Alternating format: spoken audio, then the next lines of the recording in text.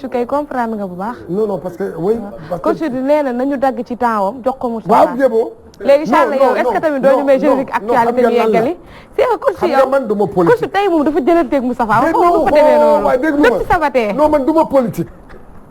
mais gis nga ku nekk ak domaine am. buy wax da nga koy déglu. dina la ci leeral ay leeral yoo xam ne jox la ci ay. maanaam indication yu leer. macha allah. yu nekk dégg nañ ko. surtout ci rôle bi maître Khassimou Touré joué. façon bu nekk. mais tey jii man je ne ma xaw ma woon ne que frère am bokkoon na ci ñi jàppoon. tu as vu loolu moom baax na waaw Charles envoyé naa ko benn message xam na fan laay waxee. d'accord Charles dama ko envoyé léegi message mu ngi may dégg. d'accord xam na tama envoyé ko message bi. xanaa balaa ma la jox kàddu gi ñuy gërëm bu baax a baax di sant Mariama Ka moom day suivre Petit Déj tous les jours Mariama ñu ngi lay nuyu bu baax a baax di la ziar ak sa famille yëpp coach. waaw jërëjëf. intergalactique international démb nag waa Medina Baye ak waa Kër Mbay Fall dab nañ ma fii Moustapha ci embouteillage moo amoon ma ànd ak ndaw chauffeur mais bi embouteillage amee waaj a dab ma xam naa damaa xàmmee dara ñëw bu ci ma ne ma ay sa jaxataa mu ne ma bàyyi coach mais na nga bàyyi coach ma ne ko mais man coach def ma ko dara te coach moo may tooñ mais coach yow foo duggal askan wi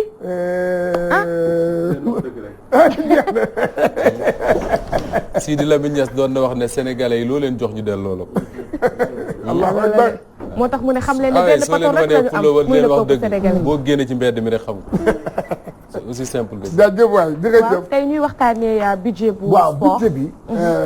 sax xam naa parce que dëgg la voté guñ ko bi fi nekkoon budget bi fi nekkoon bi nga xam ne moom moo fi nekkoon ci foofu la ñuy taxaw mais balaa boobu dama bëgg rek pour sénégalais yi xam budget 2019 bu sport. mu ngi woon ci 17 milliards 15 milliards. ah 15 milliards et quelques 15 milliards la. 15 milliards. dégg nga par rapport ak 2018 1 milliard rek moo ci yokk parce que 14 milliards la woon. mu ñëw 15 milliards ce qui veut dire 1 milliard yi lañ ci yokk dégg nga mu nekk léegi nag dégg nga budget boo xam ne ñëpp jàpp nañ ne. que mënul régler problème mu sport. ñaata la en tout 16 milliards. non 15 milliards. 15 milliards et quelques. waaw bu ma détaillé chiffre mënuma kii mais jàpp ne 15 milliards et quelques la. dégg nga que lii mënul régler le sport sénégalais problème sport sénégalais. ba tax na tey jii am na yoo xam ne mu ngi xew yoo xam ne ba dem nañu ba nga xam ne ministère des sports mënatul.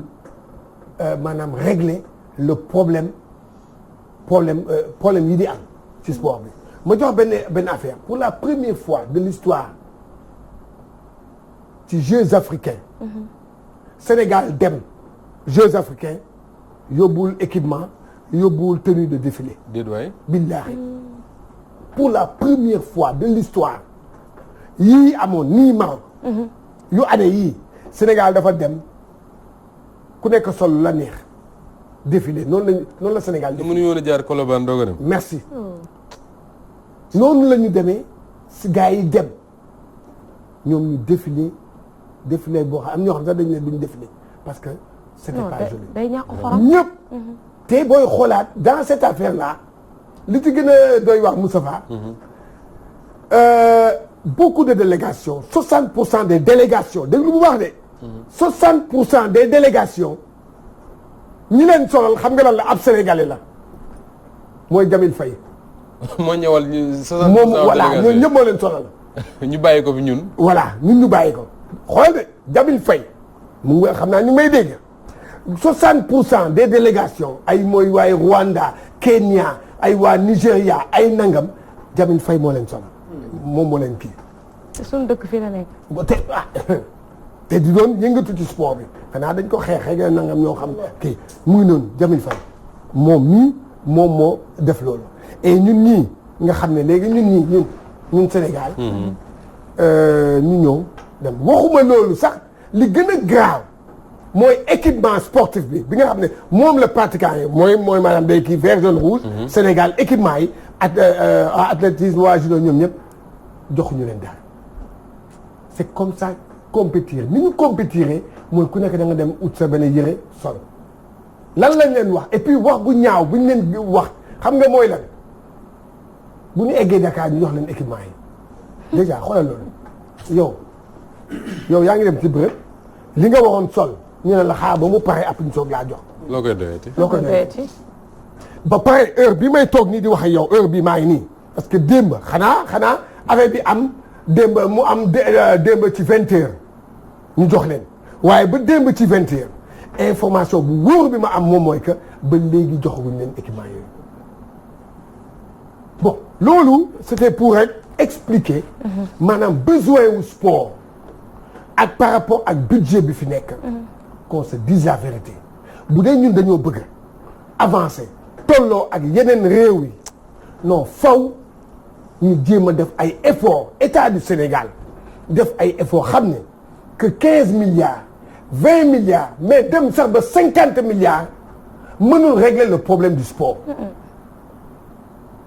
ay gymnastique directeur de la haute compétition Boun Daouda Diop mu ngi may dégg te man xam naa gymnastique yi gars yi di def pour mën a régler ay affaire day am compétition Boun Daouda mu ngi may dégg mais boo gisee lu muy daj ministre da koy wax ne mu ne ko affaire yi carabine na jógal ñoom ñu jóg taabal comme ni ma koy waxee.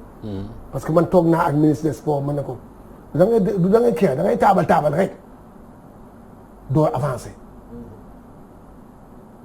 amoon na benn ministre boo xam ne dañoo taxaw ba si ay di wax ñu fal ko ma ne ko fal nañ la mu ne ma ne ko gis nga comme que fal nañ la benn affaire de laa lay yëgal bu fekkee da nga bëgg a réussir sa mission bu budget bi yokkul 3% doo réussir waaye xam nga nag Moustapha fii Sénégal maanaam titre lañ bëgg fal na ñëw jël Moustapha fal naa la lii au lieu Moustapha xool mission bi ñu koy jox te doo ci mën dara. voilà mission lañ ko jox pour mu réussir mais duñ la jàpp maanaam duñ la jox jumtuwaay yi nga xam ne da ngay réussir c'est ça aujourd'hui le budget du sport parce que Moustapha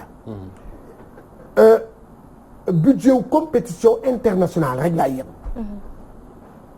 te budget boobu xam nga ñaata la le budget c'est à 15 milliards budget bi ñaata la 15 milliards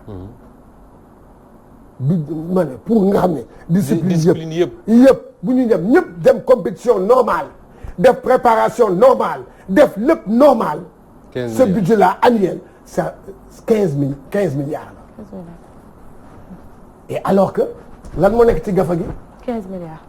wala 16. 900 millions. 900 millions plutôt. xoolal gab boobu. 900 millions. mën naa ko wax.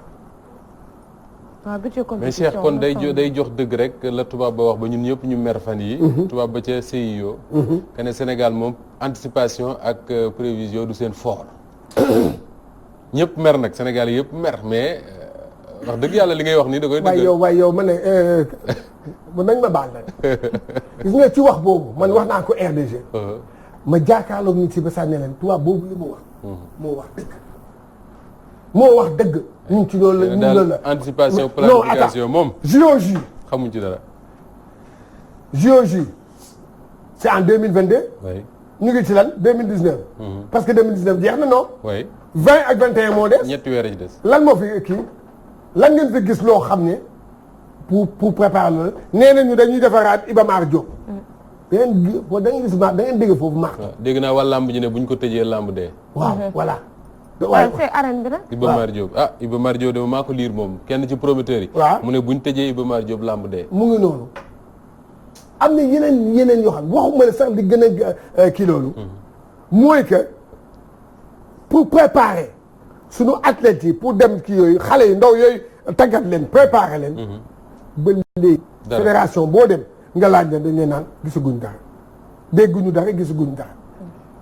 te yow nga war a dalal. te waaw yow nga war a dalal dégg nga yow nga war a dalal léegi ngay kii la yow say athlètes yi nga xam ne te loolu chance la pour Sénégal pour à ce que mu nekk benn kii boo xam ne pour préparer l'avenir parce que athlètes yu ndaw yooyu di koy bokk ñooñu foofu ñooñu loolu kii la loolu continuation ñoom dañuy continuer dem pour yeneen futur parce que on a les Jeux de 2020. 2024 dans les normes bu dee am na projection ou bien benn processus bu normal ñooñu ñuy tàggat noonu. bu ñu bokkee 2022 jàppal ñooñu forcément en 2028 Jeux olympiques 2028 ñooñu ñoo war a jox satisfaction Sénégal. bien sûr mais Cheikh Tidiane boo demee dogguma la soo demee Kenya par exemple. wala Éthiopie nga xam ne ñoom c'est de grands pays d'athlétisme mais seen athlètes yi fan lañ leen di jëlee mais dañuy dem ci àll bi xale yooyu di sàmm ak di ne ci montagne yi daw ak yooyu ñooñu la ñuy xool xam ne ñii ay boo investir si ñoom. ñu jël leen di leen jël à l'âge de 10 ans affaire yooyu yóbbu tey jii li leer mooy Sénégal soo demoon fii ci xale yi sàmm ci àll bi topp nag yi dàq ak yooyu di nga ci gis koo xam ne il peut faire un bon athlète te loolu mooy projection loolu mooy planification loolu moo tax tubaab bi ne ñoom dinañ ñëw parce que Sénégal bu ñu leen bàyyeeg mbir yi kese c'est pas leur fort et li ngay wax nii malheureusement moo koy dëggal. mais Moustapha. dëggal Moustapha su may toog fii di wax ne que ñun ñii dinañ dem ba maanaam suñuy voisins yi dañuy raw ci sport am na lenn loo xam ne xew na ci championnat du monde yi. final déglu ma de final 200 mètres. final 200 mètres amu ci benn Sénégalais benn Gambien kii la. Gambien rek moo ci am waaw Gambien moo ci am. 200 mètres déglu rek Jeux africains Gambien yi ñoo ko ravagé Gambien yi. Sénégalais yi jëriñ dara. dara. mais que coach la moo tax. invité ñun invité la ñu am. luy mel ni xaw ma invité mais Gambien yi dañoo qualifié. bokkul. Gambie acca nañ dem rek. Burkina Faso. am na médaille d'or. waaw. Barki démb médaille d'or. Burkina dañ ko daan. Niger ñooñu ñu ngi am ñun ñu toog ñun ñuy def nii xam nga loolu yëpp bu sabaa nañu waxante dëgg. ay Ouganda sax budget bi la xaalis bi la. ñooñu. budget la ñooñu dañoo yore ñooñu dañ leen di tàggat ci jox leen ay moyens pour ñoom ñuy liggéey. coach lan laay wax su côté développement Sénégal moo gën a développé Guinée te Guinée moo ñu ëpp sax ay budget. mais yow doo dégg dama la wax xam nga ñun Sénégal. ma affaire bi non man def naa gis nga man dama ko wax kii ba ne ko dama ko wax ministre Matar Ba ba ne ko ci mentalité wu yéen politiciens yi seen mentalité xam nga lu ci nekk sport foo la seen mentalité la. fair play bi la ñu war a génne. ñoom la preuve ku ci jox subvention 200000 ay ab ASC rek kontaan nga yaa ngi bàkku. 200000 ASC bi benn ASC. nga jox ko 200000 ASC benn 200000 doyu ko benn match. merci mu ngi noonu. regroupement boo regroupement ASC 200000 bi mairie bi di joxe di ciy bàkku réglé wul problème mu ASC bi. loolu nag ñoom politiciens ñoom dañuy xaar nawetaan jot ñu commencé joxe ay temps am fii di bàkku loolu. ah non génne naa budget de 6 millions tas naa ko ci ASC yi ngay bàkku Moustapha ñu waxante dëgg. loolu réglé wul sax problème mu ASC sakkatuma un club pluridisciplinaire. qu'on se dise la vérité le problème foofu la nekk mooy tey jii lii am mooy que Matar Ba ci boppam. man Cheikh Tidiane Gomis maa koy conseil benn conseil te wax naa ko du ma weddi de suñu mënul jël budget bi bii di ñëw bu 2020 bi bu préparer JOJ yi nangam yokkuñu ko ba 3% Matar bii boo nga xam ne di nga échec man naa ko wax. mais sauf que nag problème mu suñu ministre des sports Cheikh moo di ne seen échec wala seen réussite nattuñu ko ci. discipline di participer régulièrement aux compétitions nationales di def ay résultats. mais dañ koy natt ci résultat wu équipe nationale de football. voilà merci. ñoom ci la ñuy natt seen réussite. xoola bu la kenn nax ne on a dit ici que ni Joseph Ndong fait partie des meilleurs ministres des sports du Sénégal pourquoi parce que avec moom Sénégal finale na Mali. dem quart de finale coupe du monde. malheureusement alors que franchement le ministre des sports man mënuma nangu ñuy natt réussite am ci équipe nationale bu qualifié nangam ak bu jël coupe le bon ministre des sports bu Sénégal mooy ko ki nga xam ne non seulement il doit se battre pour que ni nga ko waxee le budget nekk la mu war a nekk parce que Macky Sall moo ko promettroon su fekkee ne amu ko au moins mu jege ko et que ce ministre là su fekkee ne def na 5 ans de ministère wala 2 ans wala 3 ans su dee pare mu ne les infrastructures sportives fii la tolloon yóbbu naa ko fii la professionnalisation par exemple ci wàllu football ministère bi contribué na avec la fédération la ligue de football ba mu toll fii les athlètes sénégalais doon nañ am problème pour de voyager le ministre a réglé ça doon nañ am problème pour am ay équipement le ministère a réglé ça mais je crois que foofu la ñu war a nattee le bilan du ministre mais bu fekkee ne rek dañ naan way ministre bi grâce à lui vraiment jig nañu Sénégal qualifié na nangam ak nangam mais mooy politique bi rek.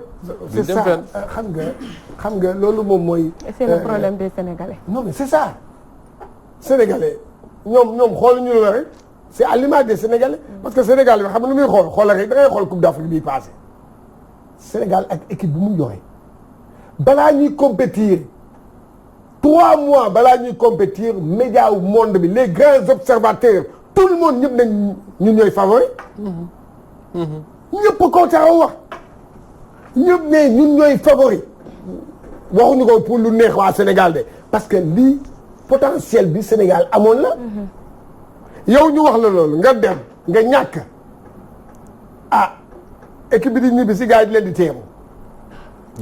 di feetu nga ñàkk ngay feetu nga ñàkk ñu jox la prime 20 millions loolu du yëfu tappale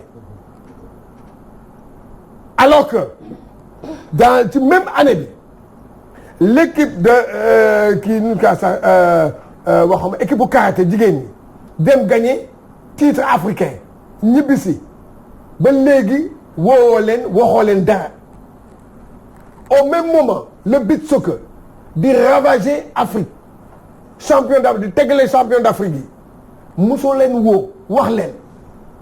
au contraire sax di leen yoral xaalis.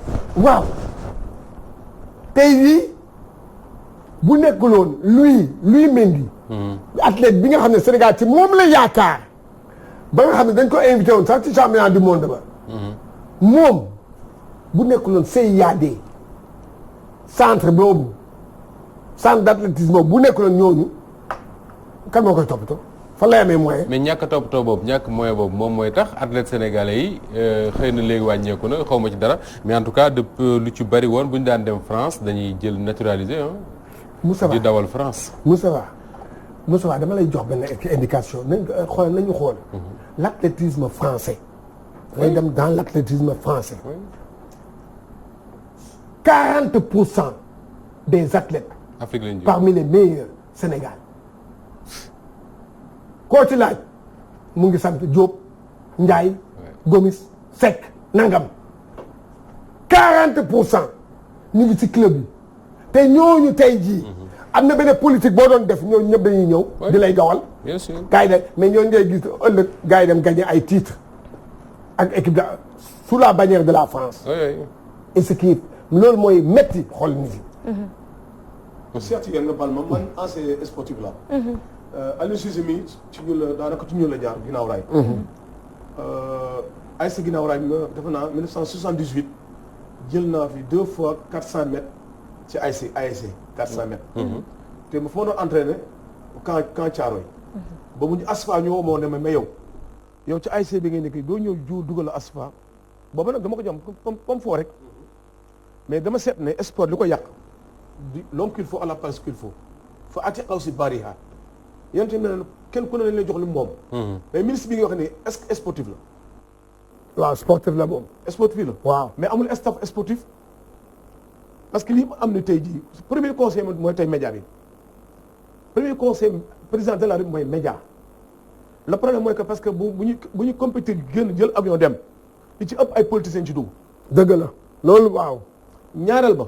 ASC yi am Sénégal yëpp am ñoo xam ne ci seen comité directeur dañu football ba bay mais am na lu ñuy gis am lu ñu xam mais kenn leen ci boole xam nga kan lañ gëm kil na mën naa fas kii yeew ko yooyu ay naxee la doomu aadama li ñu la jox boo ko joxee ba mat dinaa nga bëgg waaye bëgg am budget ku ne am ci am lu ñu la denc tamit du ñu dem fenn ñaareel ba suñu xol àndut ñaareel ba dañuy jotteel ba dañuy tricher bi ñuy des dañuy duñu wax dëgg yéen ci am xam ne fi nit yéen a ngi fenn du ngeen avancé fenn bi ci gën a bon mooy nekk lekk loo warut a lekk parce que lu ñëpp moom nga ne ko foofu lekk tamit du ngi dem moo xam sport la moo xam religion moo xam leneen la fekk ñi ngi wax du wax dëgg duñ dem man football naa baabaay man ñaata at la am 1957 la juddu mais tey ba tey sama doom maa leen man ci sport mi loo ko may lan parce que dama tàggata sama bopp ci sport daan récupérer bëggoon sama réew pare mu jàll mu nekk ay sa ginnaaw raay ku ne ñu ma xam nañ ma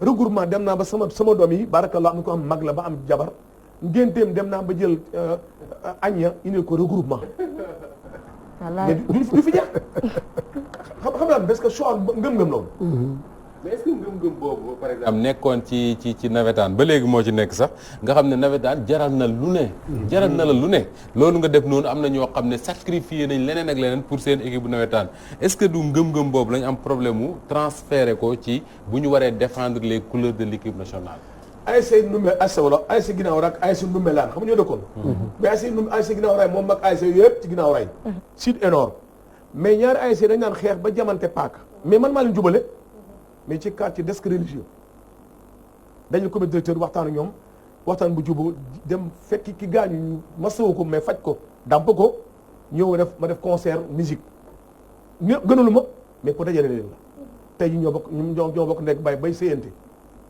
mais sport loolu ko taxoon jóg ay xalaat mais surtout fi nga laal dafa am solo loolu mais Gomis il faut que aussi ñu wax ni que monde sport dañoo ñeme àq également àq gi ëmb est-ce que tamit du waaw mais loolu moo tax mu fexe ba avancé ci malheureusement xaw ma ndax seetlu nañu benn affaire Fatou Faye sax dama nekk Kër mu envoyé ma message di may moom tam moom mu àndandoo ak sénégalais yi doon wax parce que Mame Fatou Ndoye bu TFM dafa def benn grand reportage di laaj benn laaj lan moo tax Sénégal football bi du gagné laaj boobu rek la interroger ci Matar Ba interroger ci Augustin Senghor interroger ci kii ni ka Roger Mendy interroger ci Khalifa grand Khalifa Ndiaye Babacar Ndiaye bu Soleil et invité ci yeneen journal ak yeneen sportif man ñu boole ma ci benn kàddu laa wax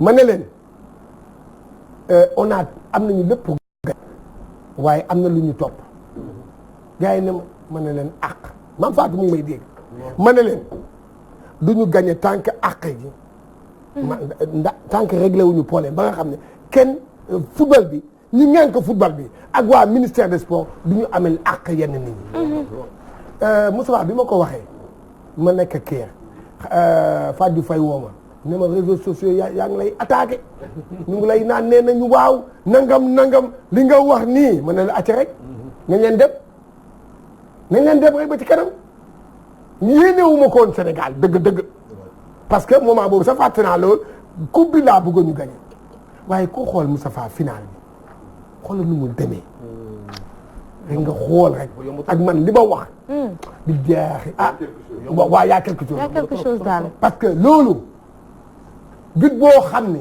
dëgg ñii di naan ku nekk nga nee nañu film moo ko laal bal bi wàccaat bal bi nii ak 1 minute 45 bi mu jeexee Mame Fatou Ndoye et puis sax dinaa ko ci dama koy attaqué waale bu ko attaqué non xam nga waaw sama xarit la sama nit mais xam nga lan la wax avant coup d'envoi ñu ngi taxaw waa TFM jël ma ba pare kii après bii coup d'envoi bi ma jëlee ba après sax mu ne ma off mu ne ma yow mii parce que moom elle était convaincue que Sénégal day jël coupe bi mu ne ma kii ma ne ko maa la gën a bëgg ñu jël coupe waaye y a problème laaj ko ma ne ko y a problème je sens naa loo xam ne y a problème àq bi fan la commencé muy football bi première chose Moussa Fa c'est l'arbitrage les arbitres sénégalais Moussa Fa imaginez le football sénégalais championnat bi damay ne gis nga muy coupe du Sénégal compétition coupe du Sénégal compétition championnat amateur compétition petite catégorie compétition football féminin toog nañu fédération toog na 3 ans fayul arbitre te arbitre yooyu ñooy préfinancé di dem arbitre ji ñooy jël seen xaalis laa jël François Gueye mu ngi may dégg arbitre yaa ngi may dégg waxuma ko pour waxuma ko lu leen neex mais dañuy dem préfinancé rek pour rek compétition bi am koo xam ne bëgg na année di dox yow boo amee jox ko. waaye avant ñuy dem coupe du monde gars yi di wax faalewuñu leen beneen àq boo xam ne am na Sénégal dans le monde entier suñuy kinésithérapeute ñoo ci gën a aay fu ñu dem dañuy nekk major déglu bu baax de ñuy def équipe nationale Aliou Cissé imposé leen ay kiné français bàyyi fi Sénégalais yi bu ñu aay noonu sax ma ne aay ñu waaye noonu aay nañ waaw aay nañu loolu dégg la ma la fu ñu dem nekk major kay aay nañu lu tax jël loo ci kiné wu Sénégal yi beneen affaire boo xam ne moo am au moment où ñuy dem coupe du monde ñu voté le budget 4 milliards pour le football pour coupe du monde au même moment athlétisme soxla 20 millions pour dem Lagos joxuñu ko 20 millions joxuñu ko xam nga bu ma nekk nga liste bi dafa bàyyi. beneen bi ci gën a mujj ban boobu sax moo ma tiital bi ma nekkee Caire billaahi ni ma tiitalee da ngay laajte parce que dama toog ba saa da ngay laaj Jaal Saliou Bey dama ko wax mooy ko tiit naa qu'est-ce qui s'est passé mooy que moment bi ñuy jouer Coupe d'Afrique de football. au Caire moment boobu volleyball féminin mu ngi jouer Coupe d'Afrique te Sénégal mësul bokk ci 3 premiers yi parce que xam nga tax ñii ñooy dominer Cameroun Kenya ak Égypte ñett ñooñu ñoo koy passante année bii kii mooy nekk champion kii ñoo koy passante dominer l'Afrique Sénégal ak ñoom Amadou Sène volleyball ñoom ñu ne dañuy dem pour bokk ci kii bi maanaam fexe ba kase kii boobu. bokk ak au pire des cas nañu bokk ci 3 premiers yi xam nga ils avaient besoin d'un regroupement de 3 mois xam nga regroupement ñaata jours lañ leen jox 15 jours. 15 jours atiwa Amadou Sène mu may dégg man créé wu ma 15 jours de préparation alors que ils avaient demandé 3 mois de préparation ñu jox leen 15 jours et qu'est-ce qui s'est passé bi ñu dem Caire ñoom ñu ñëw Caire Moussa Ba elles se sont battues ba battre l'Égypte pays organisateur jël 3e bokk ci podium bi pour la première fois de l'histoire. mais coach boobu ministre des sports Matar Ba mu ngi woon Égypte. doo dégg la ma la wax ndax demoon na. benn apparition la fa def xam nga mooy kañ mooy premier match kii Lyon ni daa ñëw dem maa nga foon et la preuve sax pour wax la sax wax un peu médias yi fa nekkoon yëpp. demuñu kenn wàllu fa rek fa nekkoon duñ ba bàyyi may fer te man yàlla bi ma tim dama dégg rek championnat d'Afrique de volleyball ñu ne Sénégal bokk na rek. laajee Zal waaw ma ne ko Zal non football sport am na fi football ak sport Sénégal benn la kañ dem. et on l'a couvert de commencement ba fin ba bii joueurs yi di dem li gën a ñaaw li gën a tàngal sama xol bi ñuy ñibbi. pour jënd sérité sax dañu amoon problème. oh loolu moom déggoon naa ko. jënd sérité.